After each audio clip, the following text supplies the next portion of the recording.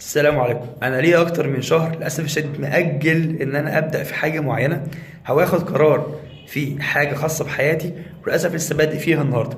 ولو ما كنتش بدات فيها كان هيأثر عليا بشكل كبير جدا خلال الايام اللي جايه. دايما بقول او دايما بقول لنفسي قبل اي حد ان انا لازم اخد القرار بتاعي بشكل واضح واكون حاسم فيه وابدا في تنفيذه حتى لو باقل الامكانيات. لان قد يكون اصلا تكلفه عدم تنفيذه دلوقتي او عدم ان انا اخد في قرار دلوقتي اغلى او اعلى بكتير من تكلفته دلوقتي.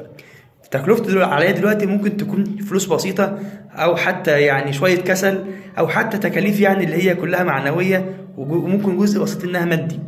لكن لو استنيت عليها لعند للاسف ما اتزنق او يجي وقت ما يكونش فيه مساحه ان انا ارجع تاني، هنا ممكن يكلفني كتير جدا سواء كوقت او مجهود او حتى فلوس.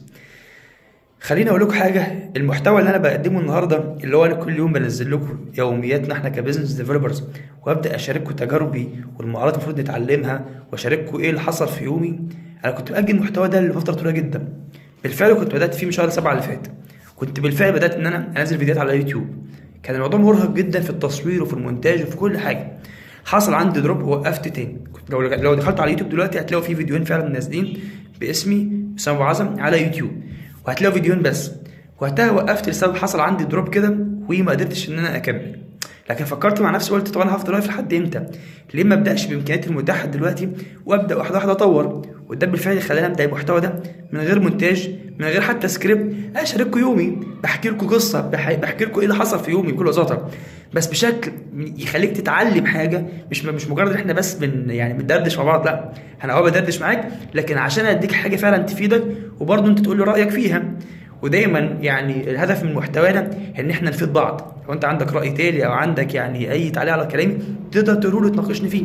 فانا بعلمك حاجه وانت بتعلمني حاجه، ودايما بيفيد بعض. فلما كنتش خدت القرار ده بدات ان انا انزل محتوى حتى لو بتكاليف بسيطه، بموبايل بسيط، بحتى امكانيات بسيطه، فما كنتش هبدا. فدايما مهم جدا ناخد قرار ونكون حاسمين جدا في قراراتنا. دايما بشوف حاجه كده فيا والناس اللي حواليا برضه، ان احنا بنيجي عن القرارات اللي محتاجه مننا تأني وان انا افكر فيها كويس جدا وابدا استشير فيها ناس وهكذا، باخدها بشكل سريع جدا واكون متحمس ليها جدا ولازم اخدها في اسرع وقت. واجي في القرارات اللي محتاجه مني اتخاذ قرار سريع وان انا لازم اخد فيها راي قرار النهارده او دلوقتي، ابدا اجل فيها. فكر فيها معايا كده هتلاقي الموضوع غالبا بيمشي معاك برضه نفس الطريقه، ودي حاجه فعلا موجوده عند ناس كتير. الحاجه التانيه، فكر معايا في كام عميل انت مأجل الفولو اب معاهم. كام شركه اصلا انت خايف تكلمهم وتعرض عليهم شغلك، وخايف ان انت تدخل تتكلم معاهم اصلا. انت لسه ما بداتش تتكلم معاهم اصلا، ما بداتش تجيب الكونتاكس بتاعتهم او تبدا ان انت تشوف هتقول لهم ايه او توفر عليهم ايه اصلا. ففكر معايا كام حاجه انت مأجلها لعند النهارده. اظن هتلاقي كتير جدا. انا عندي حاجات كتير مأجلها، في حاجات كتير بدأت فيها الحمد لله، وفي حاجات الحمد لله ببدأ ان انا اجاهد نفسي وابدا ان انا اخد فيها قرار واضح.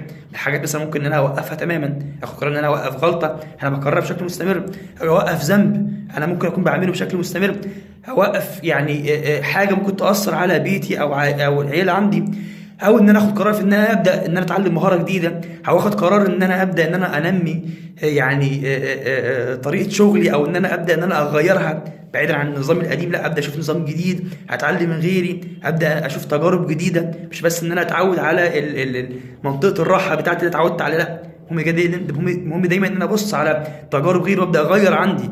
حته التغيير دي صعبه لكن هي مهمه، صدقني في الوقت اللي احنا فيه ده مهمه جدا. وهي كانت دايما طول عمرها حاجه مهمه، حته جزء التغيير ده او حتى التغيير الايجابي. لكن النهارده التغيير لابد منه. شكرا ليكم، واتمنى تقولوا رايكم في المحتوى اللي بنزله بشكل يومي. طبعا زي ما انتم عارفين امبارح قلت لكم ان احنا هننزل 3 بوستات في الاسبوع و2 فيديو، بوست فيديو بوست فيديو على مدار ال5 ايام عمل، عشان نشارك بعض تجاربنا. ولو عندك راي تاني في موضوع اتخاذ القرارات عرفني، ويفكر بينك وبين نفسك شوف ايه القرارات اللي انت مأجلها ويبدأ فيها النهارده ولو بخطوه بسيطه. ان شاء الله ربنا يكرمنا بعض نوصل لحاجه كبيره وكل اللي احنا بنحلم بيه ونتمنى ان شاء الله. السلام عليكم ورحمه الله وبركاته.